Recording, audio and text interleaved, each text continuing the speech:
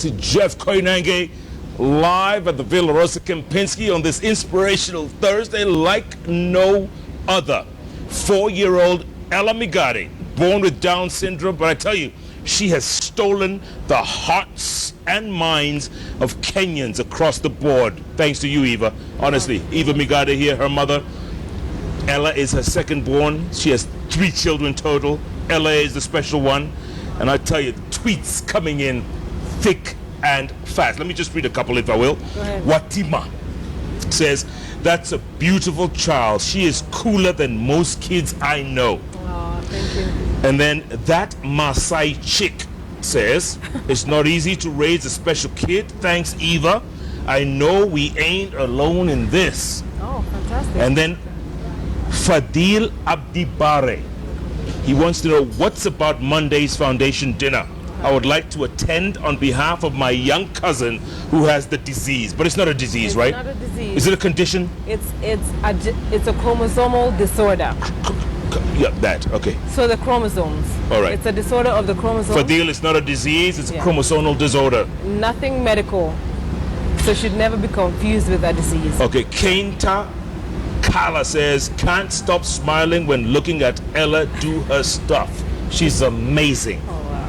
She's winning the hearts and minds. Oh wow. And then there's another tweet here. I tell you, you're gonna love this one. This is from Glorious Photography. Yes. Glorious Photography. You say, "We would love to give Ella and her family an on-location family portrait session. We are totally inspired." Thank you. Glorious Photography. Get in touch with them. I will. Keep tweeting I will. at whoisella21, at Koinange Jeff, the hashtag Meet Ella. And I tell you, she's an incredible kid. Okay, everybody wants to know what's going to happen Monday the 21st of March. Monday the 21st of March is a very special day because it's the 21st of March. 21-3. The 21st chromosome is triplicated. That's why it's World Down Syndrome Day. You get it? Yeah, I get it. That's how they got the name. That's how they named that day World Down Syndrome Day. So it's a global affair. So whatever you're going to be doing on 21st of March, just consider yourself extra special. Please use the hashtag WDSD. That's World Down Syndrome Day 2016. It's the 11th anniversary they're celebrating. Okay. Yeah, it's very young. What are you doing personally? So what I'm doing is we'll be having our first annual fundraising gala dinner, which will be held at Tribe Hotel from 7 to 11 p.m. Just 4 hours of your good time on a Monday.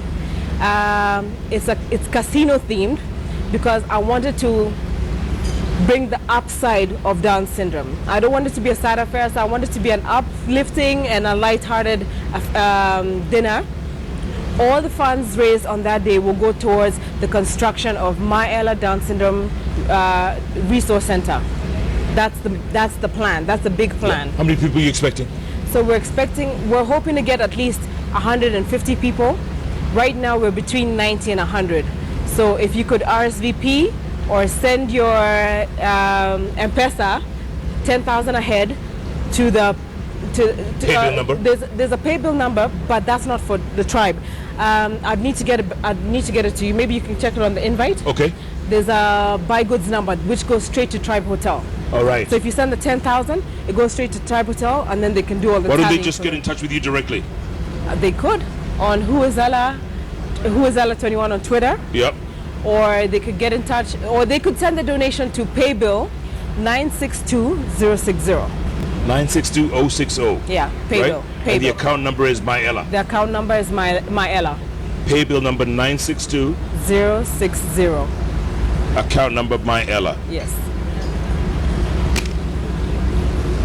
What happens post Monday with this resource center you want to put up? What's the deal with that? So the plan is to raise between 40 to 50 million shillings to build a resource center. That money will go towards the construction, the finishes, and any equipment that needs to go into the center to make it a specialized center for kids with Down syndrome. Okay? And the maintenance at least for the first year, because this is a non-profit organization So we would rely on donations and sponsorship from individuals, corporates, groups, chamas, whatever it is. We will be relying on funds donated on that day and thereafter. And how soon do you want to start construction? We're hoping to raise the money, all the money, by October 2016 to break ground in October 2016. The reason for this is because October is also Down Syndrome Awareness Month. So it will be good to commemorate October with breaking ground. And yeah, 50 million, it's not a hard target. No, it's not. When you think about how many Kenyans can support, you know, that will go to helping a lot of kids. You know? Once this resource center is built, then what? Then you welcome kids, So the plan for the resource center is that we will offer different types of therapies. We'll have occupational therapy, speech therapy, physiotherapy. We will even have a pool there if they require hydrotherapy to build their muscle tone. We'll offer training for people who would be interested in becoming therapists. We will have workshops and support groups for families who don't know how to deal. Maybe they've just had their child and they don't know where to go to. So basically this center will be your one-stop Down syndrome shop. Yeah, so everything Down syndrome will be under there, apart from medical. But we will be the resource that will guide you on where you need to go to. Yeah.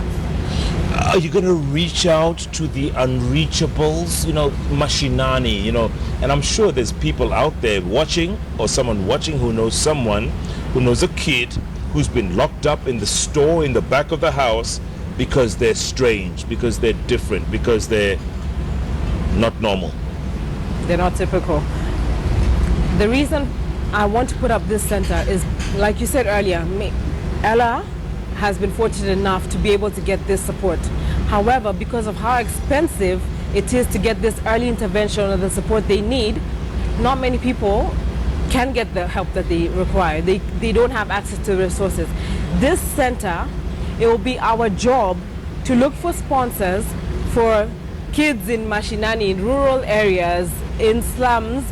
If moms reach out to us, or if we can actually go out and do our research and find out who requires this help, and look for sponsors, look for insurance companies who would be willing to cover therapies, say, for 10 children for that year as part of their CSR.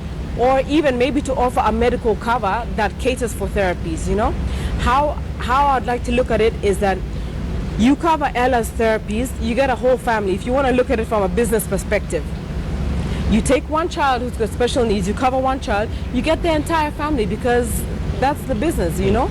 That's the business. So you take care of one child, because those therapies can go on for an unlimited amount of time. You understand? Would you tell, Eva, would you tell parents out there who are in denial? They have a child who is special. They don't know how to handle the kid. They don't know how to go forward. What do you tell them? They're probably watching right now. Right. Not to step on any toes, and I would like to be politically correct, but I do believe that being in denial limits a child. You deny the child of so much that they can achieve from a younger age. With any child, their first 5 years, that's the best time to build their foundation, to nurture them into the kids that you want them to be. You have to invest the most in their early years, isn't it? So the same thing goes for a child with Down syndrome, a special child, any child. Being in denial or not doing anything about the child, choosing to take the route of just being ignorant about it or hoping for the best, for a miracle, you're not helping the child. In fact, if anything, you're setting them back. Yeah. Let me ask you another unfair question, but I'll ask it anyway, because that's what I do. Okay. If Ella had been your firstborn, right, and she came out the way she did, yes, would you have been afraid to have other children? And should parents out there who have a firstborn who has Down syndrome and are just scared to death of trying again, would you have been afraid? I probably would have been. However, from other people that I have observed who've had their first child with Down syndrome, they have had other children. I remember for my third pregnancy with Yuri, they wanted to carry out every test that they did not do when I was having Ella. And my brother said to me, what are the chances that you'll hit the jackpot twice? You know, so if it happens, it happens, but what are the chances you'll hit the jackpot twice? Is that your brother, the guy who sings? That's my brother, the guy who sings. Okay. And so that's when I said, you know what? Whatever happens, happens. If it's meant to be, it'll be. Yeah. But I pray that's not the case. But during the scans, and I'm sure parents out there are wondering, during scans, and you go for plenty scans in your pregnancy, didn't they tell you that there could be a problem with this child? You can actually detect it before, while you're pregnant. You can detect if your child will have Down syndrome. What you can detect is maybe autism. But for Down syndrome, you can detect because there's certain things that they check for. Like the thickness of the skin behind the neck. They can check the presence of the nasal ridge, and that's a positive indication. But you can also do an amniocentesis, which is where they take fluid from the amniotic sac, and they take that for further testing, and that gives back 99% results. Yeah, it's guaranteed, right? Yeah. That's what they wanted me to do for the third child. But that also comes with its risks. You could lose your child. Right. So if your child is a typical child and you're putting your child at that risk, so I opted not to. Yeah, but there is ways that you can detect, and from there it's really up to you on what you want to do with the child. Yeah. However, it has been a blessing because had it not been for Ella, I would not be sitting on the bench with Jeff. I would not have met the other special moms. I would not know as much as I do about Down syndrome. Yeah. I would not want to do what it is that I'm doing with the resource center. And I've grown. Yeah. I've grown in so many ways. Yeah, I have to mention your husband at this point because, you know, being Africans, we're very, you know how we are, right? Conservative, we're very... Right. And he's been very supportive. I'll tell you something. Robbie, we'll talk about you, man. All right. Yeah. My strength after those dark days came from my husband and my son. If it were not for them, Lord knows what road I'd have taken, what path I'd have taken. Yeah. But if it was not for my husband, who chose to show me how to take it one day at a time. You'll have dark days and you'll have really good days. And with time, the really good days overshadowed the dark days. And then there came a point where there were no more dark days. There were just sad moments which you overcome after you watch TV and get distracted and it's gone. That's how easy it became after. In your support group, this WhatsApp group of yours. Yes, my special moms. There you go. Yeah. Are there moms in there Yes. whose husbands have not been as supportive as your husband?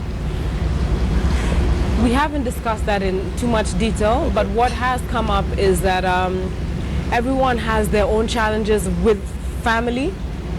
Denial again, you know, everyone wants the best for you. You know, when you're pregnant, everyone hopes that you have a child with 10 fingers, 10 toes, healthy baby, right? Yeah. But there's some families who've taken a bit longer to accept than others. Some are still recommending medication. Medicine won't do anything for Down syndrome. No. You know, some are still playing the blame game. If you didn't do this, then this wouldn't have happened. Right. Or this is on your side of the family. Right. You know? Right. But those are all myths and misconceptions. Yeah. The truth is, it's just an extra chromosome that causes that delay and difference in your physical appearance. And it comes from nowhere. I mean, it's very sporadic.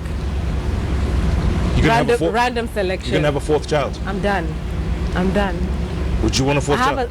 I have one already. I told you my goddaughter. Okay. Yeah, I'm done. Yeah. Good enough. Yeah. Yeah, absolutely. Yeah. Absolutely. This economy is not cheap, you know. I hear you. Yeah. I hear you. So you get